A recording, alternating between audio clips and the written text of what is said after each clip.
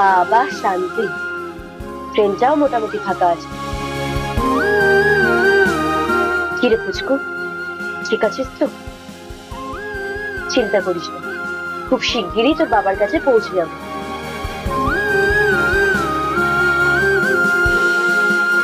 আমায় একটু বসতে দেবেন প্লিজ?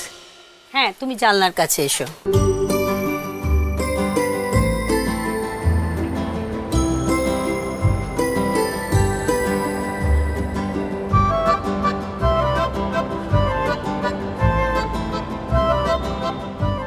আপনার ক মাস হলো?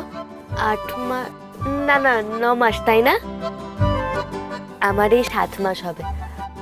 আচ্ছা, আপনি অ্যাডভান্স স্টেজে একা একা ট্রাভেল করছেন?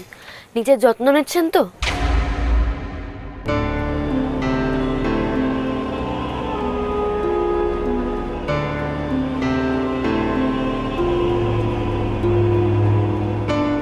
এ বাবা, তুই এতবার করে ফোন করেছে।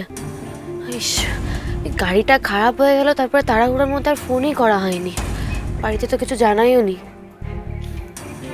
জানানোটা উচিত ছিল। কি ব্যাপার কি রানী, কোথায় তুমি? বাইরে এইভাবে ঝড় বৃষ্টি হয়ে যাচ্ছে আর তোমাকে ফোন করে যাওয়া হচ্ছে, তুমি ধরছো না কেন? হ্যাঁ, কি চাইছো? সবাই তোমার জন্য টেনশন করুক, হ্যাঁ তাতেই মজা পাচ্ছ তুমি, তাই তো? দুর্জয়, আসলে গাড়ি গাড়ি করছো বলো তো? একটা দিনও কি শান্তিতে থাকতে দেবে না? তোমার বাবা তো ফোন করছে, এখন যদি কিছু হয়ে যায় আমাদেরকেই তো দুষবে। মা, আমার কথাটা একবার শোনো। আর কি শুনবে? আবার নিশ্চয়ই নতুন করে একটা কোনো বাহানা দেবে। তুমি তো আবার মিথ্যা কথাও বলতে পারো। বলো, কি গল্প দেবে বলো? জয় প্লিজ, আগে ওর দিকটা শোনো। ওর কথাটা না শুনে কেন ওকে চার্জ করছো এভাবে? তাই তুই একদম চুপ করে থাক, মেয়েটা কি বলছে আগে শুনতে দে। হ্যাঁ বলো রানী, বলো। রাস্তার মধ্যে গাড়িটা খারাপ হয়ে গেছিল, মেকানিকও বললো ঠিক হতে অনেক সময় লাগবে, তাই আমি ওখান থেকে রিক্সা করে স্টেশনে এসে ট্রেন ধরেছি। ট্রেনে করে? হ্যাঁ, আমি ট্রেনে বসে আছি, কিছুক্ষণের মধ্যেই ট্রেন ছাড়বে, আমি ঘন্টা দুয়েকের মধ্যেই পৌঁছে যাবো। I am really very sorry Durjoy, sorry মা। আচ্ছা, এই কথাটা তো গাড়ি থেকে নামার আগে জানিয়ে দিলেই হতো। সরি দুর্জয়, তুমি প্লিজ স্টেশনে আসবে, ট্রেন ঢোকার আধ ঘন্টা আগেই আমি তোমায় ফোন করে দেবো।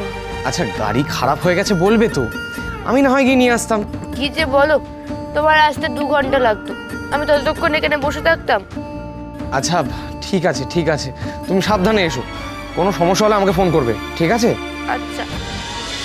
তোমাদের জানি সোম থেকে রবি প্রতিদিন সন্ধ্যে 6টায় স্টার জলসায় ও ডিজনি প্লাস হটস্টারে।